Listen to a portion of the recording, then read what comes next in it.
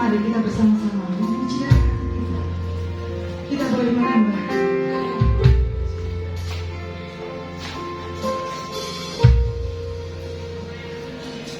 Nyanyi puja bagimu Tuhan, puja bagimu Tuhan, namamu besar dan layak dipuji. Nyanyi puja bagimu Tuhan, puja bagimu Tuhan,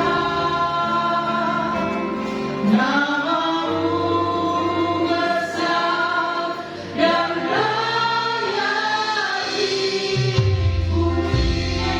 Yang bagimu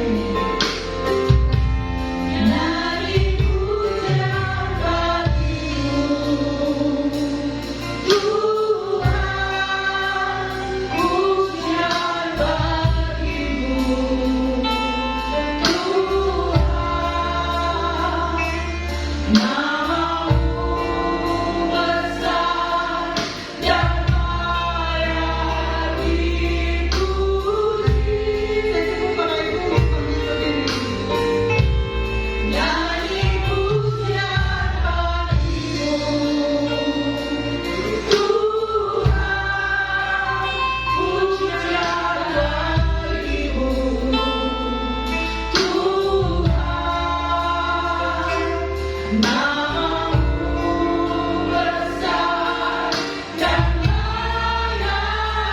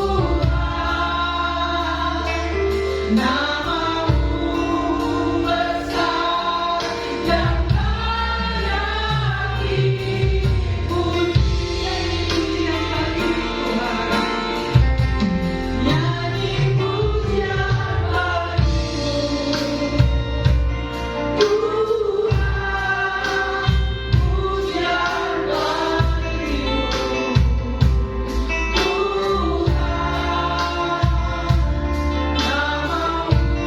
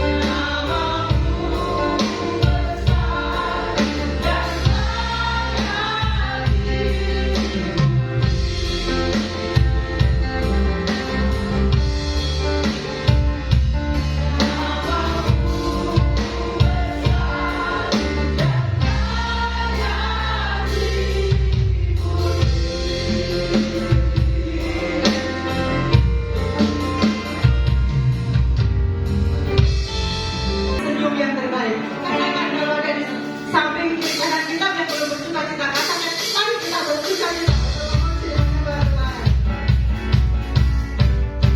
Silakan duduk kembali.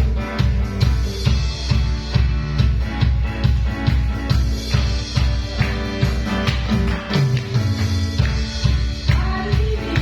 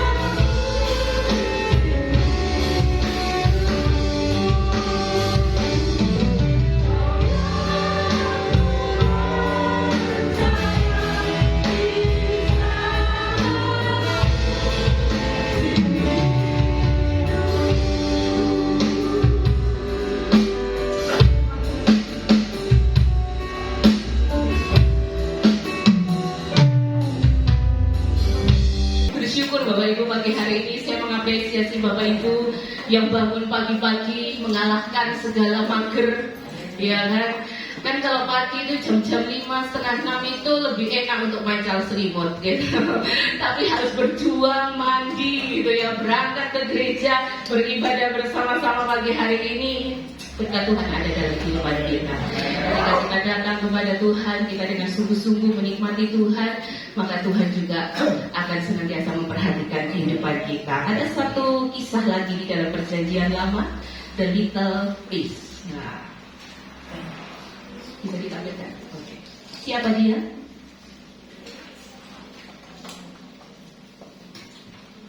Seorang anak yang kemudian mendengar panggilan Tuhan.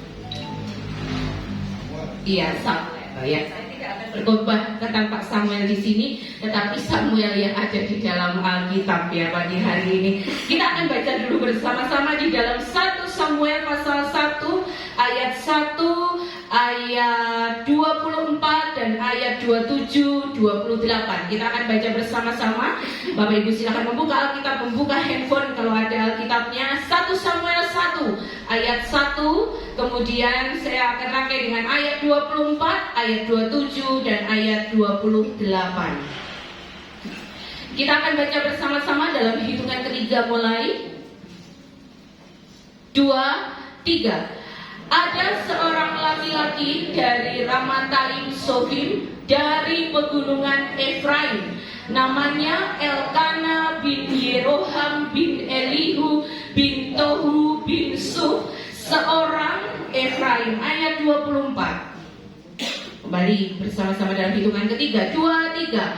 Setelah perempuan itu menyapih anaknya, dibawanyalah dia dengan seekor lembu jantan yang berumur 3 tahun, 1 eva tepung dan sebuyung anggur. Lalu diantarkannya ke dalam rumah Tuhan di Silo. Waktu itu masih kecil betul kanak-kanak itu. 27, 28, 23.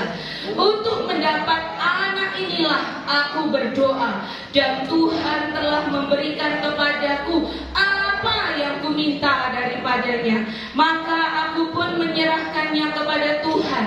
Seumur hidup terserahlah ia kiranya kepada Tuhan. Lalu sujudlah mereka di sana menyembah kepada Tuhan. Ya, ada seorang yang bernama Samuel. Kita akan belajar dari tokoh anak-anak. Dia masih kecil ketika dia diserahkan oleh mamahnya ke rumah Tuhan. Enggak ditungguin mamahnya, enggak ditungguin papahnya. Setiap tahun ketika papa mamahnya ini, ayah ibunya ini mempersembahkan korban, barulah ketemu dengan anak-anak ini, dengan kanak-kanak ini, dengan si Samuel ini. Samuel berarti, lanjutnya Samuel namanya berarti didengar oleh Tuhan atau Allah mendengar. Sebagaimana doa dari Ibu Hana ini, ayat 27 tadi, untuk mendapat anak inilah aku berdoa kepada Tuhan. Ya, ada seorang yang bernama Elkana, dia dari pegunungan Efraim. Elkana ini punya 2 istri, yang satu bernama Hana, yang satu bernama Penina. Hana tidak punya anak, tetapi Penina punya anak. Setiap kali mereka hendak mempersembahkan korban di Silo, waktu itu bait Allah atau tabut perjanjian atau rumah Allah ada di kota Silo. Ketika mereka berjalan ke Silo, ketika mereka hendak mempersembahkan korban ke Silo, Penina ini selalu mengejek Hana. Iya, karena kamu gak punya anak, kamu mandul, kamu apa, dan itu sangat menyakitkan hati Hana. Setiap tahun ketika mereka akan mempersembahkan korban. Dan ketika Hana ada di bait Allah, Hana berdoa kepada Tuhan. Bibirnya dikatakan, dituliskan dalam Alkitab komat kamit, tapi hatinya sangat hancur. Dia itu menangis, mungkin tidak bisa dikatakan oleh apapun. Lalu imam pada saat itu yang ada di rumah Allah, namanya Imam Eli ini. Imam Eli ini melihat, kenapa kamu mabuk oleh anggur? Berapa banyak anggur yang kamu minum? Lalu Hana berkata, bukan karena anggur aku mabuk, tetapi aku memohon sesuatu kepada Tuhan. Bapak Ibu, doanya tidak diceritakan kepada Eli, tapi dalam doanya, Tuhan, sekiranya Engkau mengindahkan aku, sekiranya Engkau memberkati aku dengan seorang anak laki-laki. Perhatikan nasarnya Ibu Hana ini, aku akan menyerahkan dia ke rumahmu seumur hidupnya. Wah, ini doa yang gak main-main ya Bapak Ibu ya. Dia doa sambil bernasar kepada Tuhan. Beda antara nasar dengan janji. Kalau janji itu bisa ditepati, bisa nggak ditepati. Tetapi kalau bernasar itu wajib harus ditepati. Olehnya Bapak Ibu kalau berdoa hati-hati, jangan dikit-dikit Tuhan aku bernasar padamu. Kalau Tuhan tagih, ayo gitu ya, Tuhan tagih. Tapi ini dalam satu himpitan, dalam satu kondisi, dalam satu situasi yang memang Hana ini nggak tahu harus bagaimana, dan dia terlalu sakit ketika madunya ini, ketika Penina ini terus-terusan mengolok-olok dia. Dalam doanya, Tuhan, kalau Engkau memberkati aku dengan seorang anak, maka dia seumur hidupnya akan kuserahkan di dalam rumah Tuhan, menjadi pelayanmu di dalam seumur hidupnya. Ah, hebat ya. Samuel, papa mamahnya, ayahnya bernama Elkana, ibunya bernama Hana. Saya tanya buat Bapak Ibu sekarang. Tadi di dalam 1 Samuel 1 ayat 1 ada seorang laki-laki dari Ramatayim Sofim, dari pegunungan Efraim, namanya Elkana bin Yeroham bin Elihu bin Tohu bin Suf, seorang Efraim. Elkana ini Efraim atau Lewi?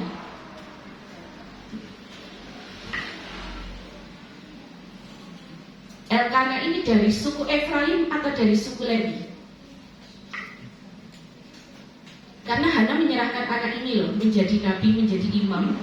Dia dibuatkan baju efod untuk melayani Tuhan. Yang boleh melayani pada waktu itu Allah memilih satu suku khusus, yaitu suku Lewi. Dia tidak mendapatkan tanah bagian. Ketika bangsa Israel masuk ke tanah Kanaan, dibagi-bagilah tanah itu, suku Lewi tidak mendapatkan bagian. Karena tugas dan tanggung jawabnya adalah melayani Tuhan di bait Allah. Dia mendapatkan bagian dari suku-suku yang lain. Nah, pertanyaan saya pagi ini, Elkana itu dari suku Efraim atau dari suku Lewi? Efraim, jelas ya, ditulis di sini ya. Kalau Lewi apa alasannya? Buka Google ini pasti. Ayo, dari suku Efraim atau dari suku Lewi? Karena dia melayani Tuhan. Masa Hana nggak tahu? Dibuatkan baju efod. Kenapa? Oh, karena nasarnya. Oke. Dari suku Efraim atau Lewi? Bingung ya. Nanti kalau agent ngajar ke anak-anak, sampai dari suku Efraim atau Lewi? Dari suku Lewi. 1 Tawarik. Kita akan buka dulu. 1 Tawarik pasal 6. Saya akan bandingkan beberapa ayat Bapak Ibu. 1 Tawarik pasal yang ke-6. Kita akan baca ayat, saya akan bacakan itu Bapak Ibu, ayat 27, 28, kemudian saya akan sambung ayat 33 dan 34. Judul perikopnya adalah suku Lewi. 1 Tawarik pasal 6. Saya akan bacakan untuk Bapak Ibu ayat 27, 28. Dan anak orang ini ialah Eliab, dan anak orang ini ialah Yeroham, dan anak orang ini ialah Elkana. Anak-anak Samuel ialah Yoel, anak sulung, dan anak yang kedua ialah Abia.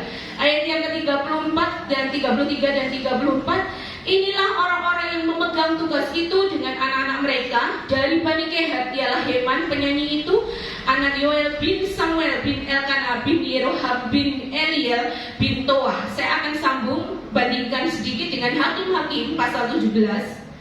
Hakim-Hakim pasal 17 ayat yang ke-7. Saya akan bacakan untuk Bapak Ibu, silahkan menyimak. Hakim-Hakim pasal 17 ayat yang ke-7.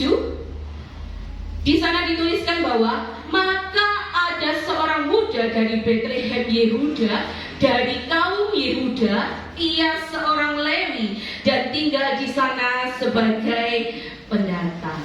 Ya, tadi dikatakan dituliskan di dalam 1 Samuel di Elkana bin Yeroham bin Elihu bin Tohu bin Suf, seorang Efraim. Bapak Ibu, Elkana ini adalah keturunan dari suku Lewi. Tetapi Karena suku Lewi ini tidak mendapatkan bagian tanah-tanah yang dibagi-bagikan, maka mereka tinggal bersama dengan suku-suku yang lain. Sama dengan hakim-hakim tadi, dia berasal dari suku Yehuda, namun dicatat dia adalah seorang Lewi. Nah, ini juga sama. Secara garis keturunan, Elkana ini garis keturunan Lewi. Hana tidak mungkin berani untuk bisa menyerahkan anak ini kepada Tuhan, karena dia tahu pada waktu itu hanya suku Lewi lah yang berhak, yang bisa untuk melayani di bait Allah. Tapi secara geografis, keluarga Elkana ini tinggal di pegunungan Efraim. Olehnya kebanyakan mereka akan dipanggil dari mana, dari asal atau di mana asal tempat mereka tinggal. Nah, olehnya supaya Bapak Ibu nggak bingung ya. Nanti kalau membaca, loh di sini kok ditulis suku Lewi, di sini kok dari seorang Efraim, ceritanya seperti ini. Oke, kita akan lanjut. Samuel adalah hakim terakhir Israel sebelum bangsa Israel ini masuk di dalam zaman kerajaan. Karena setelah Samuel ini nanti mereka menuntut adanya seorang pemimpin di tengah-tengah mereka menghendaki adanya seorang raja. Olehnya Samuel ini nantinya akan mengurapi Saul menjadi raja Israel. Yang pertama, yang kedua, Samuel juga mengurapi Daud menjadi raja Israel. Minggu lalu kita sudah belajar tentang keturunan, yang berkaitan dengan Daud ya. Ada Mephiboset di sana, di mana Allah punya kemurahan hati, Allah punya perkenanannya, Allah punya kebaikannya di dalam kehidupan Mephiboset ini melalui Raja Daud. Nah, pagi hari ini kita belajar Samuel. Kita mau belajar apa lagi di dalam kehidupan Samuel ini? Dia hakim terakhir Israel dan nabi yang mengurapi dua raja Israel. Dituliskan bahwa Samuel menjadi hakim, menjadi nabi di Israel itu seumur hidupnya. Dan di bagian nanti di dalam 1 Samuel 12-15, ketika Saul sudah diangkat menjadi raja, maka ada satu hal yang menarik. Samuel ini mohon undur dari bangsa Israel, karena sekarang sudah ada raja, dia di balik layarnya tetap mendoakan bangsa Israel. Apa hal yang menarik dari seorang Samuel? Kita akan lihat bersama-sama. Ada 3 hal yang menarik dari kepribadian Samuel ini. Yang pertama, di dalam Alkitab tidak dituliskan, tapi saya ambil dia adalah seorang anak yang rajin. Saya akan lihat di sini di dalam 1 Samuel pasal 2 ayat yang ke-18. 1 Samuel pasal 2 ayat yang ke-18.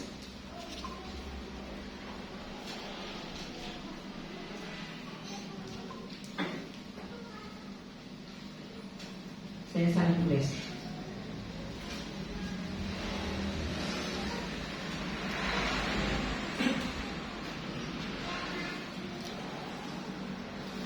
Dikatakan di sana bahwa dia membuka pintu bait Allah. Pak saya harus tulis di sini, bukan 1 sampai 2 ayat yang ke-18, tapi kita baca dulu aja ayat yang ke-18 ya. 1 Samuel pasal 2 ayat 18. Adapun Samuel menjadi pelayan di hadapan Tuhan, ia masih anak-anak dan tubuhnya berlilitkan baju efod dari kain lenan. Nah, ada dituliskan di sana, nanti kalau ketemu saya akan bacakan Bapak Ibu. Ketika Samuel ini selesai mendengarkan suara Tuhan, maka paginya dia membuka pintu bait Allah. Nah, dia menjadi pelayan Tuhan di bait Allah yang ada di Silo. Bapak Ibu, usia berapa Samuel ini dibawa ke bait Allah? Dikatakan tadi di dalam 1 Samuel pasal 1 ayat 24, masih kecil betul kanak-kanak itu ketika dia sudah sapi susu. Nah, menurut para komentari ya, para penulis, para teolog, dituliskan Samuel ini diperkirakan usianya 4 tahun ketika dia diserahkan ke bait Allah. Jadi pada waktu Hana ini mengandung Samuel, Tuhan menjawab doanya, dia hamil Samuel. Dia berkata, aku tidak ikut untuk bisa mempersembahkan korban lagi. Akan saya tunggu sampai anak ini sudah sapi susu, sudah lepas dari ibunya. Dan ketika anak ini kurang lebih usia 4 tahun, Hana ini membawa Samuel ini kepada Imam Eli, diserahkan kepada Imam Eli sebagaimana yang kita baca tadi. Untuk mendapat anak inilah aku berdoa, dan Tuhan memberikan kepadaku apa yang kuminta daripadanya. Maka aku pun menyerahkan kepada Tuhan seumur hidup. Terserahlah ia kiranya kepada Tuhan. Lalu sujudlah mereka di sana. Jadi ketika sudah lepas dari susu ibunya, dari ASI, Samuel ini diantar, Bapak Ibu, bisa membayangkan, ibu-ibu terutama, anak usia 4 tahun, 5 tahun lah, 4-5 tahun, diantar ke bait Allah, diserahkan seumur hidupnya. Tadi saya awali, enggak ditunggoni mamai, enggak mamahnya enggak sewa tempat di samping sana, papahnya enggak sewa tempat di samping sana, enggak dilihat bagaimana gerak-gerik si anak ini, dan diserahkan penuh sesuai dengan nasarnya. Semalam saya bolak-balik, saya cari jarak antara Ramatayim Sofim ke Silo itu berapa kilometer. Sampai saya tanya Pak Sep, berapa kilometer ya? Saya lihat di peta, saya lihat di berbagai tulisan. Akhirnya saya ketemu jarak dari Ramatayim Sofim ke Silo, jarak dari rumah Elkana ke Silo itu kurang lebih jaraknya 24 km. Kesampai mana ya itu ya? Sampai Talun Garung, ya itu jaraknya. Dan waktu itu belum ada kendaraan, mereka masih berjalan kaki. Nah, diceritakan bahwa rumah Elkana ini di balik bukit, di sebuah desa di balik bukit, ya ada bukit di sana. Di Silo 24 km diserahkan kepada Tuhan. Saya tidak tahu bagaimana pola pengajaran Hana pada waktu itu, karena seorang kanak-kanak yang kecil sudah dilepas. Menurut tulisan di bait Allah, beberapa pekerjaan di bait Allah yang bisa dilakukan oleh anak-anak ini adalah mengisi minyak dan memastikan bahwa lampu atau pelita di rumah Tuhan itu tetap menyala dari sore sampai pagi. Nah, kemungkinan besar itu adalah tugas Samuel kecil sebelum dia mendengar suara Tuhan. Saya tidak ngerti bagaimana pola asuhannya pada waktu itu ketika masih dari bayi sampai dia berusia 4 tahun. 4 tahun ya, flow naik sedikit lah ya, Ian 4 tahun ya seusia gitu, diserahkan. Rela nggak Pak Putri? Aku kan nggak bernasar gitu. Ya Pak, nggak bernasar. Kalau namanya mamah nyerahin kayak begitu, nggak usah diserahin lah. Kayak kemarin anak-anak ikut youth camp, ikut kids camp gitu. Mungkin anak-anaknya nggak apa-apa. Kemarin saya coba tanya ke Metu nggak kangen sama mama selama youth camp? Enggak, banyak teman gitu ya. Yang kangen yang tuanya ini ya, yang di rumah ini ya, lagi ngapain? Tiap hari WA mama ya, iya, WA-nya cuma mah gitu doang, mah gitu. Yang nggak ada yang lain gitu. Mereka happy karena banyak teman. Nah ini loh, usia 4 tahun tak bayangkan, tak renungkan gitu ya. Waduh, kalau saya sendiri ya, iya, setiap hari mungkin diendangi terus. Tapi ini Hana sesuai dengan komitmennya dia, Tuhan, kalau aku diberi anak, aku serahkan dia kepada Tuhan. Satu keputusan yang luar biasa. Usia yang masih kecil diserahkan, gak ditunggoni, dilepas gitu aja. Sudahlah, apa yang menjadi maunya Tuhan biarlah terjadi kepada anak ini. Entah pada waktu 4 tahun dia bersama-sama dengan ibunya, apa yang Hana ajarkan firman Tuhan gak tulis. Tetapi yang saya tahu bahwa ketika Samuel ini ada di bait Allah, dia membuka pintu bait Allah, dia mengerjakan pekerjaan apa yang seharusnya dia kerjakan. Masih kecil, masih di bawah umur, tetapi itulah hebatnya Tuhan. Dia menopang anak ini untuk terus menjadi pelayan Tuhan. Satu yang dramatis, tiap tahun ibunya ini membuatkan baju efod, dikirim ke anak ini, diserahkan ke anak ini untuk dipakai dia ketika dia melayani Tuhan. Seorang anak yang masih kecil, Bapak Ibu, sebuah karakter, dia orang yang rajin, dia anak yang tahu bahwa dia tidak ada di rumahnya, dia anak yang gak manja karena dia tidak ada bersama dengan papa mamanya, dilatih sedemikian rupa. Hal yang kedua, Samuel kecil ini memiliki integritas. Saya akan bacakan beberapa ayat itu Bapak Ibu. 1 Samuel pasal 2 ayat 17. Ini ada beberapa dosa yang dilakukan oleh anak-anak anak-anak Imam Eli. Imam Eli ini punya 2 anak, Hofni dan Pinehas. Apa yang mereka lakukan? 1 Samuel 2 ayat 12 sampai 17 saya akan bacakan untuk Bapak Ibu. Adapun anak-anak Eli adalah orang-orang dursila. Mereka tidak mengindahkan Tuhan ataupun batas para imam terhadap bangsa itu. Setiap kali seseorang mempersembahkan korban sembelihan, sementara daging itu dimasak, datanglah bujang imam membawa garpu bergigi 3 di tangannya dan dicucukkannya ke dalam bejana atau ke dalam kuali atau ke dalam belanga atau ke dalam periuk. Segala yang ditarik dengan garpu itu ke atas diambil imam itu untuk dirinya sendiri. Demikianlah mereka memperlakukan semua orang Israel yang datang ke sana ke Silo. Bahkan sebelum lemaknya dibakar, bujang imam itu datang lalu berkata kepada orang mempersembahkan korban itu, berikanlah daging kepada imam untuk dipanggang, sebab ia tidak mau menerima daripadamu daging yang dimasak, hanya yang mentah saja. Apabila orang itu menjawabnya, bukankah lemak itu harus dibakar dahulu, kemudian barulah ambil bagimu sesuka hatimu, maka berkatalah ia kepada orang itu, sekarang juga harus kau berikan, kalau tidak aku akan mengambilnya dengan kekerasan. Dengan demikian sangat besarlah dosa kedua orang muda itu di hadapan Tuhan, sebab mereka memandang rendah korban untuk Tuhan. Kemudian saya akan rangkai di ayat 35, di sana dituliskan demikian. Dan aku akan mengangkat bagiku seorang imam kepercayaan yang berlaku sesuai dengan hatiku dan jiwaku, dan aku akan membangunkan baginya keturunan yang teguh setia, sehingga ia selalu hidup di hadapan orang yang kuurapi. Pasal 3 ayat yang ketiga.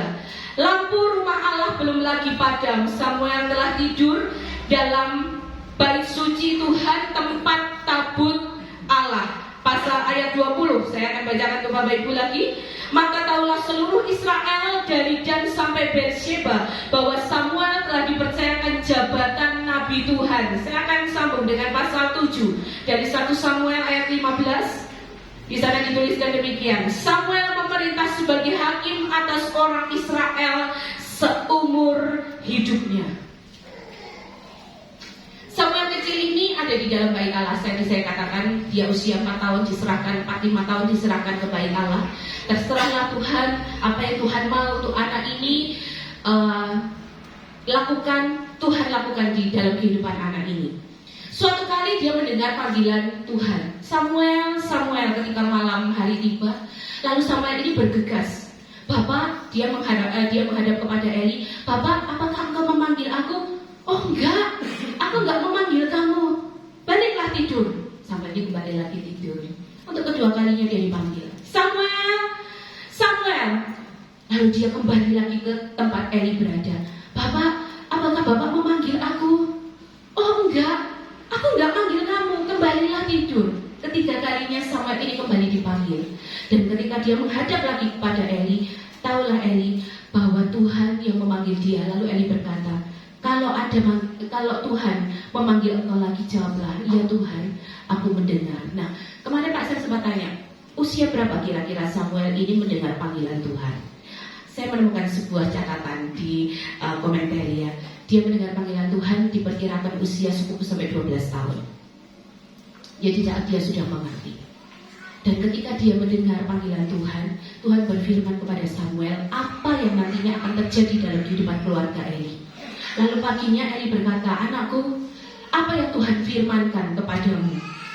Janganlah engkau tutupi daripadamu. Lalu Samuel memberitakan hal itu kepada Eli, dan Eli berkata bahwa terjadilah sebagaimana apa yang Tuhan kehendaki. Nah, Bapak Ibu, di sini saya katakan seorang Samuel kecil ini memiliki integritas. Tadi saya sudah bacakan untuk Bapak Ibu apa yang dilakukan oleh anak-anak Imam Eli pada waktu itu. Hal baik dan hal buruk itu lebih cepat mana nirunya. Hal baik itu ngajarinya susah, harus berulang-ulang, gitu ya, harus berulang-ulang.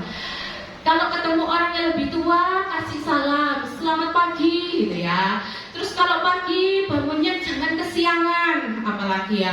Kalau ada orang tua jalan, permisi, ya, itu berulang-ulang dikatakan kepada anak-anak. Tapi kalau hal buruk nggak diajarin pun bisa, gitu ya, pinter, nggak diajarin pun pinter. Nah, Samuel ini dia ada tinggal bersama dengan Imam Eli dan dua anaknya itu tadi yang punya kesalahan, yang melakukan hal-hal tidak baik. Tapi Bapak Ibu, dia punya integritas. Sekali lagi, saya nggak tahu apa yang Hana ajarkan kepada Samuel ini. Dalam usianya yang masih muda, dengan kehidupan Hofni dan Pinehas pada waktu itu, tetapi dia sama sekali tidak terusik untuk ikut-ikutan apa yang dilakukan oleh Hofni dan Pinehas. Dia menjaga diri sedemikian rupa. Saya juga tidak tahu bagaimana Samuel pada waktu itu, apa saja yang dia lihat, apa saja yang dia dengar, apa saja yang dia ada di sekitar lingkungannya dia, tetapi dia seorang yang punya integritas. Hal kedua, apa yang Hana ajarkan kepada anak ini? Saya tidak ngerti. Sampai sedemikian ininya, kalau kakak-kakaknya boleh dibilang Hofni dan Pinehas ini lebih tua daripada Samuel, pengaruhnya besar sekali. Samuel mau diajak apapun bisa. Samuel mau disuruh untuk berbuat ini bisa. Samuel mau disuruh untuk melakukan sebuah kesalahan, sebuah hal yang tidak benar di hadapan Tuhan bisa. Tetapi dia seorang yang memiliki integritas di hadapan Tuhan. Tadi di ayat yang saya baca, dia tidurnya di mana? Di bait Allah, di belakang tabut Tuhan. Dia tahu betul ketika mamahnya berdoa minta hidupnya dan dia diserahkan kepada Tuhan, dia ngerti betul apa yang harus dia lakukan.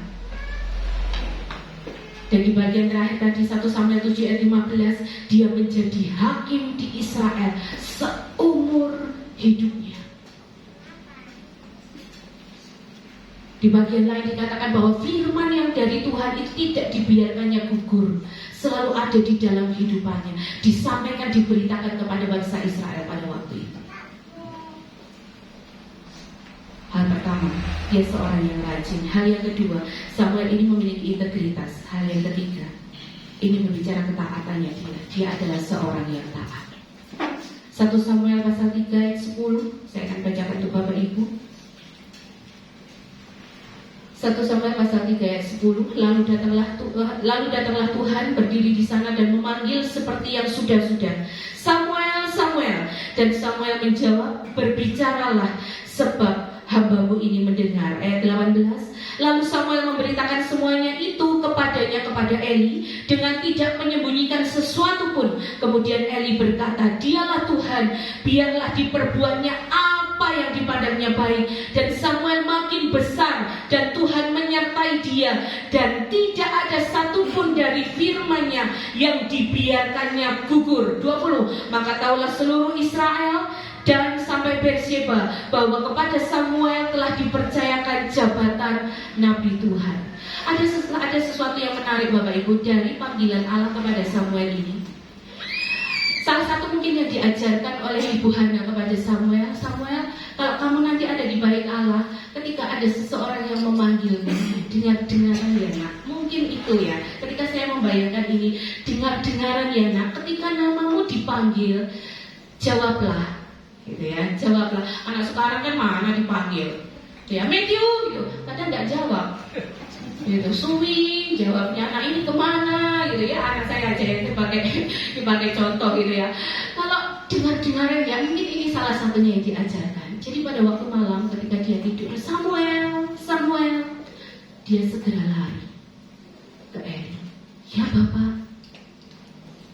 Bapak memanggil saya. Kita akan baca aja ya Bapak Ibu, ini menarik.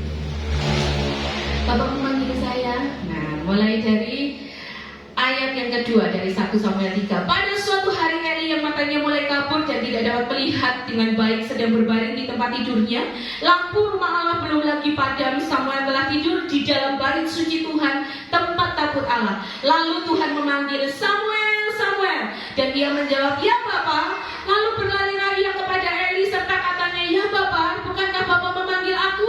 Tetapi Eli berkata, aku tidak memanggil, tidurlah kembali. Lalu pergilah dia tidur. Ayat 6, dan Tuhan memanggil Samuel sekali lagi. Samuel pun bangunlah, lalu pergi mendapatkan Eli serta berkata, ya Bapa, bukankah Bapa memanggil aku? Tetapi Eli berkata, aku tidak memanggil anakku, tidurlah kembali. Samuel belum mengenal Tuhan, firman Tuhan belum pernah dinyatakan kepadanya. Dan Tuhan memanggil Samuel sekali lagi untuk ketiga kalinya. Ia pun bangunlah, lalu pergi mendapatkan Eli serta katanya, ya Bapa, bukankah Mengapa Bapak memanggil aku? Lalu mengertilah Eli bahwa Tuhanlah yang memanggil anak itu. 3 kali ya Samuel dipanggil. Nah, ini rupanya salah satu yang diajarkan oleh Ibu Hana kepada Samuel. Kalau kamu dipanggil, segera jawab, segera pergi, segera ke tempat orang yang memanggil. Itu yang dinamakan ketaatan. Jadi ketika Samuel ini dipanggil, Samuel, ya Bapak. Bukan, aku gak memanggil kamu. Sampai pada akhirnya Eli mengerti, bukan aku yang manggil kamu, tapi Tuhan yang panggil namamu. Ketika Tuhan berfirman lagi, sautlah, ya Tuhan, berfirmanlah. Dan mulai dari saat itu Bapak Ibu, Samuel mendengar apa yang Tuhan firmankan di dalam hidupnya. Dan dia sampaikan baik ke keluarga Eli, baik kepada bangsa Israel pada waktu itu. Maka seluruh Israel tahulah bahwa Tuhan mengangkat Samuel menjadi nabinya, menjadi perantaraan suara Allah pada waktu itu. Firman Tuhan belum ada, tetapi Allah memakai orang-orangnya. Ada 3 hal yang menarik yang bisa kita pelajari dari seorang Samuel. Dia seorang yang rajin, dia seorang yang berintegritas, dan dia seorang yang taat. Kok Samuel bisa punya karakter demikian? Dari mana? Minggu lalu kita belajar tentang God favor. Dan saya bersyukur Bapak Ibu ada yang bercerita ke saya, menyaksikan bagaimana Allah memimpin setiap langkah-langkah, kok kayak diatur ya. Iya, itulah God favor dalam hidupnya, dalam hidup kita. Pagi hari ini kita akan belajar dari mana Samuel ini punya karakter-karakter seperti ini. Tidak lepas dari mamahnya. Kita akan belajar tentang sebuah legacy. Apa itu legacy? Warisan. Apa yang kita bisa wariskan kepada anak-anak kita? Hana, waktu untuk bisa ketemu dengan Samuel hanya 4 tahun pertama. Tapi dia mewariskan legacy kepada Samuel. Sehingga ketika Samuel mau dibuang, mau ditaruh dimanapun, dia hidup.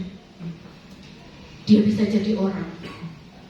Dia nggak ngisin-ngisini keluarganya, karena ada sebuah warisan yang bisa dia wariskan kepada anak.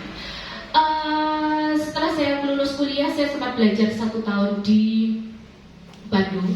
Pendirinya adalah Om Wahid dan Om Wahid. Beliau berdua adalah orang dari Amerika Serikat sana. Mereka adalah misionaris yang Tuhan taruh visi untuk bisa memberkati anak-anak di sebuah negara namanya Indonesia. Tapi mereka berdua nggak ngerti mana Indonesia. Sekarang mereka sudah Tuhan panggil, kedua-duanya sudah Tuhan panggil dalam lanjut usianya, umur 90 lebih ya.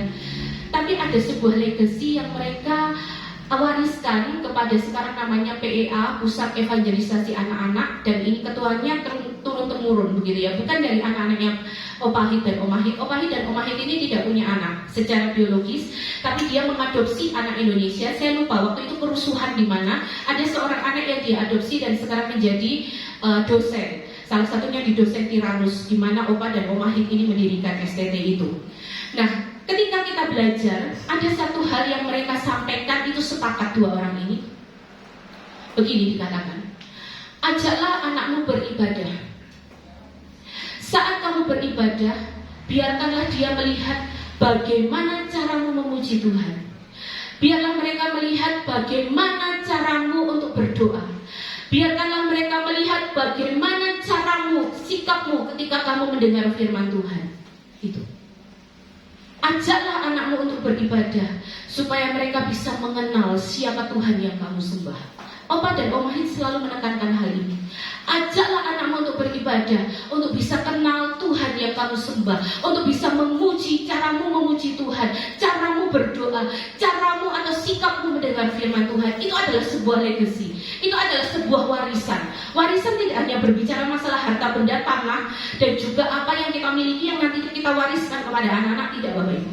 Tetapi ada satu hal berharga yang bisa diwariskan kepada anak-anak kita yang kelak, ketika kita tidak ada, ketika kita tidak mendampingi, ketika mereka ada di luar kota, mereka ada di luar negeri, mereka ada dimanapun berada, mereka tetap mengingat tentang sebuah legacy ini. Bagaimana ini bisa diwariskan kepada anak selanjutnya? Ada hal menarik dari kehidupan keluarga Elkanah ini. Secara khusus mamahnya ya, secara khusus Hana. Keluarga Elkana ini setia kepada Tuhan. Tiap-tiap tahun mereka selalu mempersembahkan korban di Silo. Tiap-tiap tahun mereka selalu pergi ke Silo untuk mempersembahkan korban. Walaupun ada drama intrik di antara mereka, antara Penina dengan Hana, tetapi yang tidak pernah absen adalah tiap-tiap tahun mereka mempersembahkan korban di Silo. Yang kedua, kehidupan doa dari Hana. Hana tidak cerita kemanapun, dia punya pergumulan sendiri, tapi dia utarakan kepada Tuhan.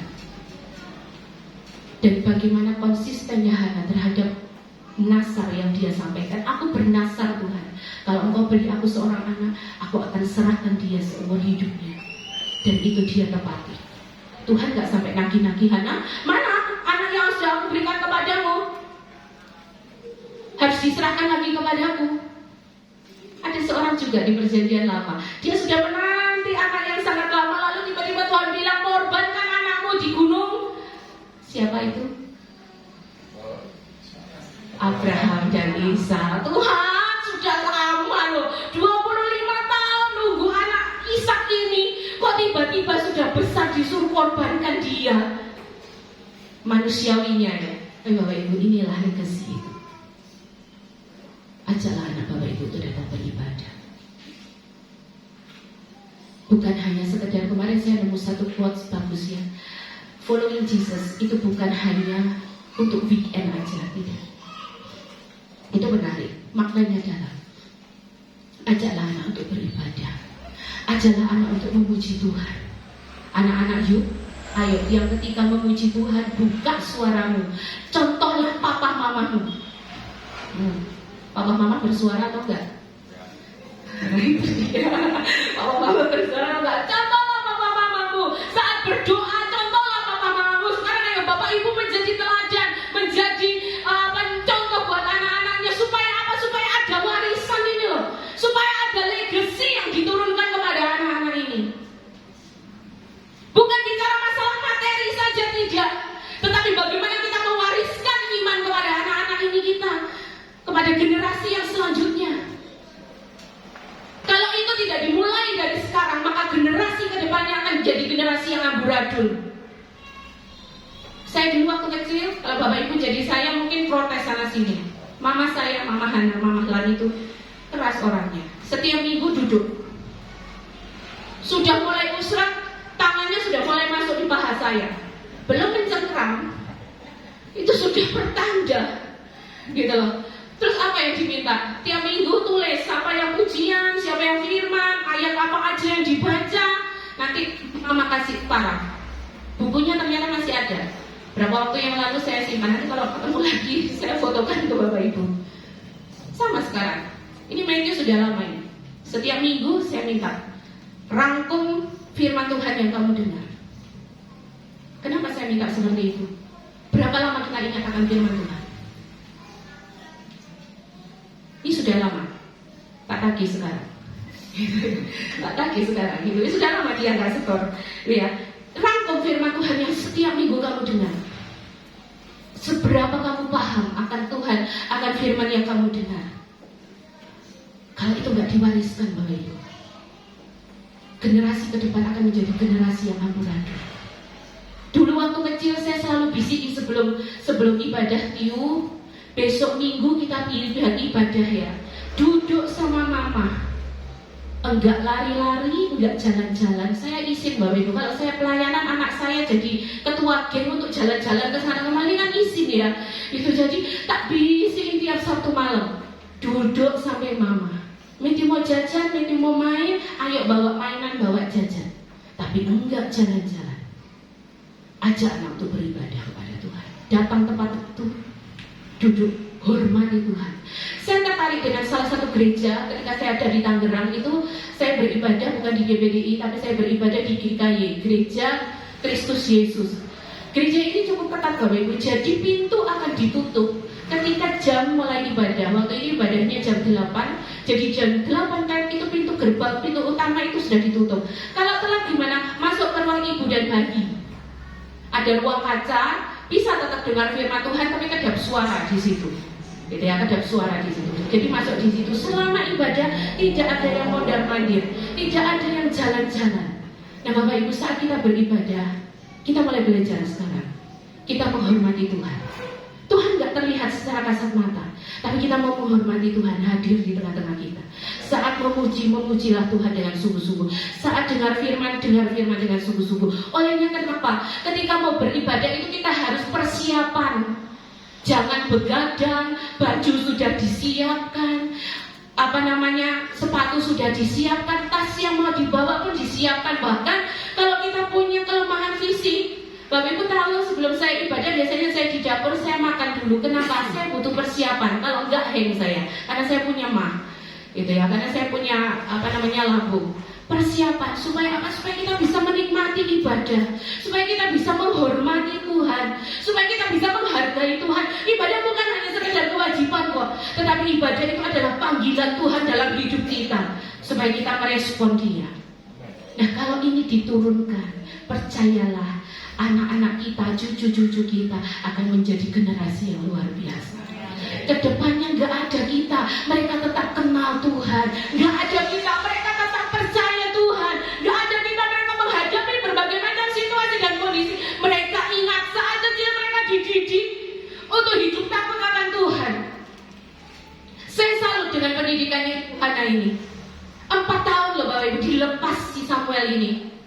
Nggak ditunggoni, dilepas gitu aja. Karena apa? Karena Ibu Hana percaya dia sudah mewariskan, dia sudah memberikan legacy kepada si Samuel ini, sehingga dimanapun dia berada, dia tetap menghormati Tuhan. Ayat yang kita baca nanti akan saya tutup dengan satu cerita. Kita akan baca bersama-sama. Ayat ini saya bacakan kemarin dalam ibadah lansia ya, dalam pertemuan lansia. Bapak Ibu yang lansia masih ingat ayat yang saya bacakan? Lupa akhirnya. Kita baca bersama-sama lagi ya. Ayat 1 dan 2 saja dari Mazmur pasal 112. Mazmur pasal 112 ayat 1 dan 2. Kita akan baca ini bersama-sama, lalu saya akan membacakan dalam versi firman Allah yang hidup. Kita akan baca dalam versi bahasa Indonesia. Mazmur 112 ayat 1 dan 2 dalam hitungan ketiga. 2, 3.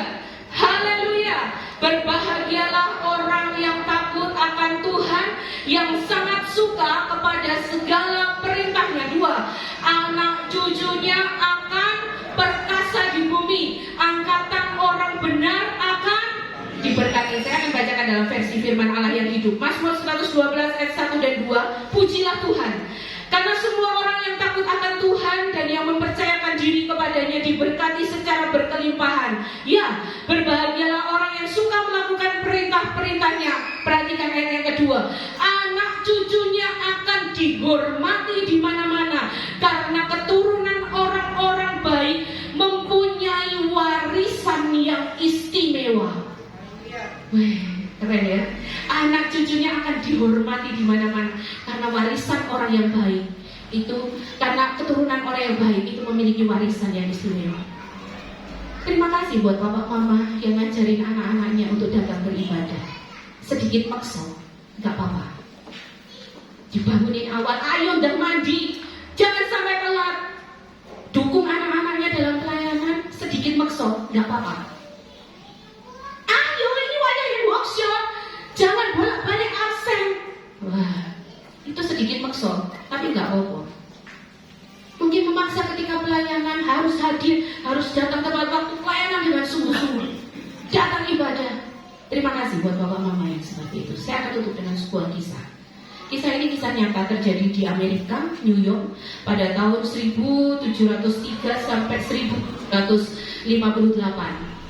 Yang sebelah mana ya ini ya? Yang sebelah kiri saya ini namanya Max Jukes, gitu ya. Yang sebelah kanan saya bernama Jonathan Edward. Mereka hidup dalam tahun yang sama.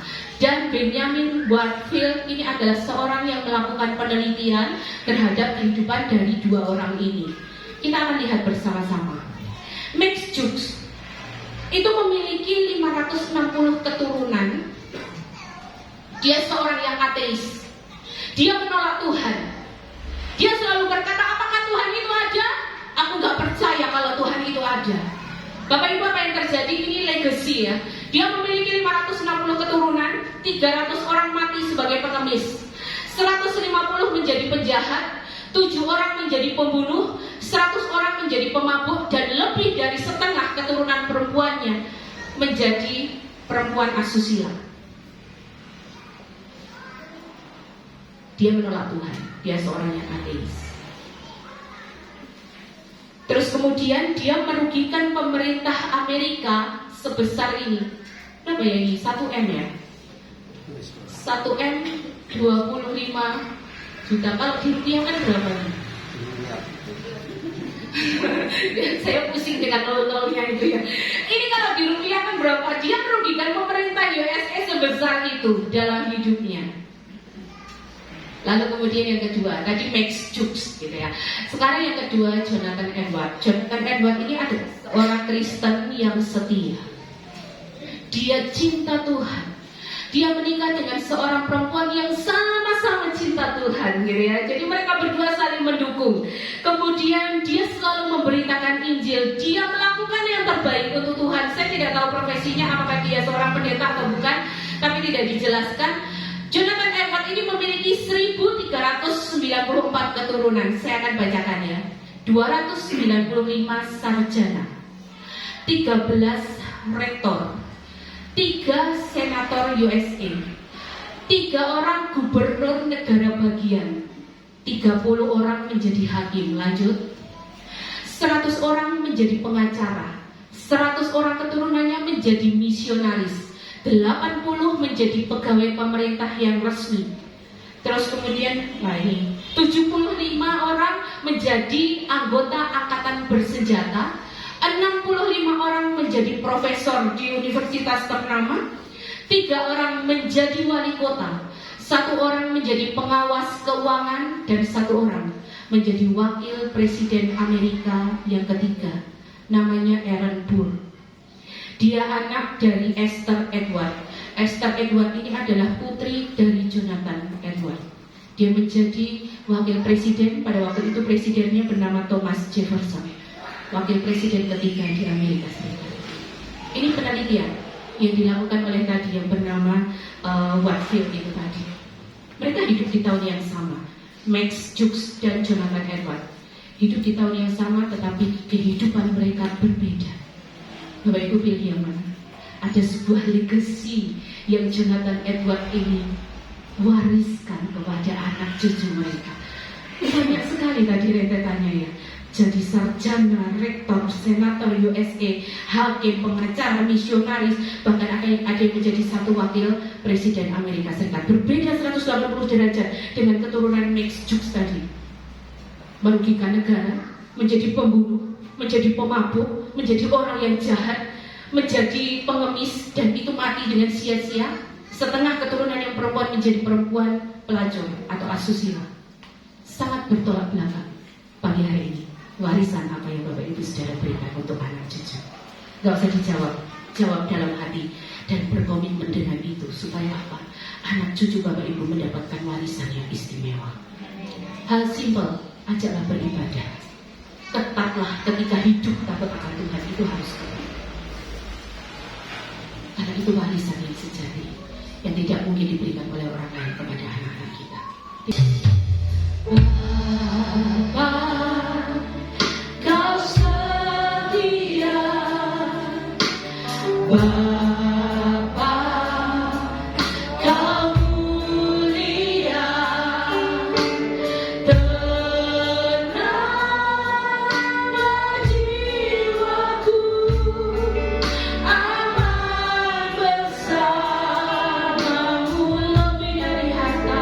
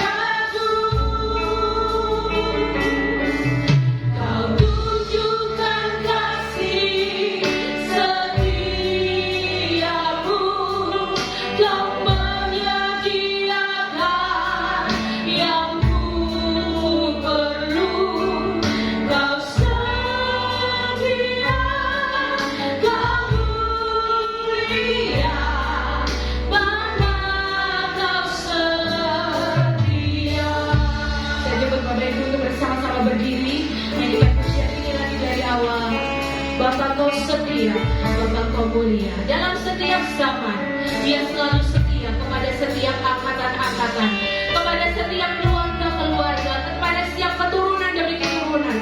Oleh pagi hari ini belajar dari kehidupan Samuel, seorang yang luar biasa. Kuncinya, dia mendapatkan warisan dari orang tuanya. Ada legacy yang Elkanah wariskan kepada Samuel. Dan hari ini pun kita mau mewariskan sesuatu kepada anak cucu kita. Kelak mereka menjadi angkatan yang luar biasa. Bapa Kau setia, Bapa Kau mulia. Bapa Kau setia, Bapa Kau mulia. Teranglah jiwaku akan bersama lebih dari harta,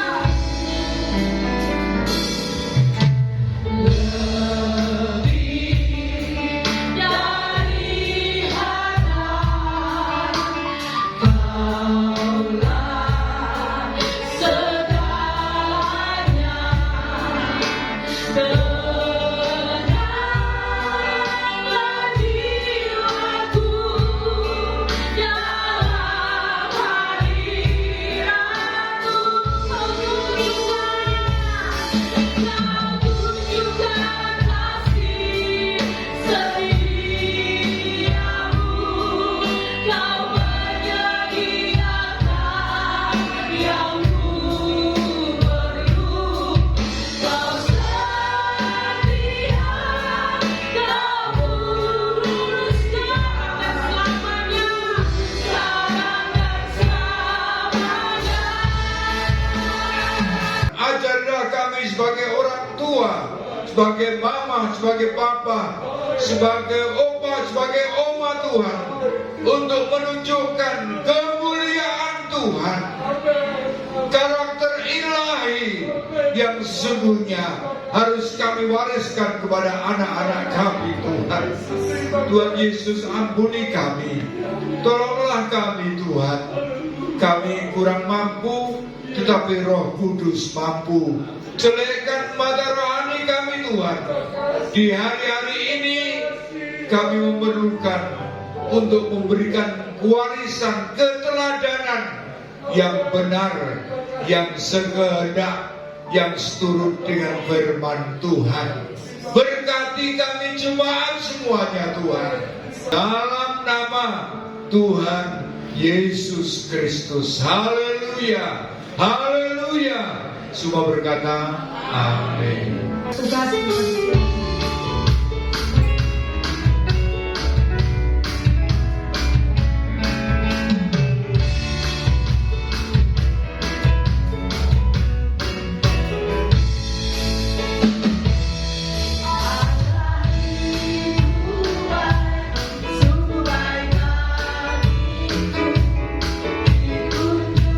Tunjukkan kasih setianya.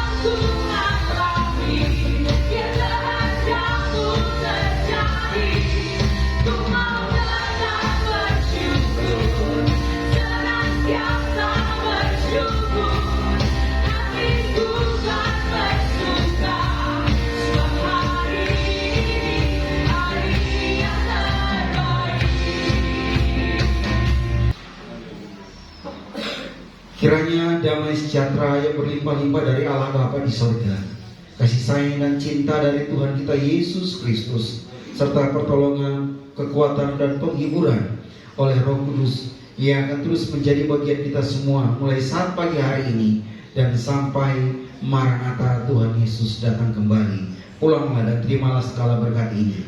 Di dalam nama Tuhan Yesus kami sudah berdoa dan terima berkat Tuhan. Haleluya.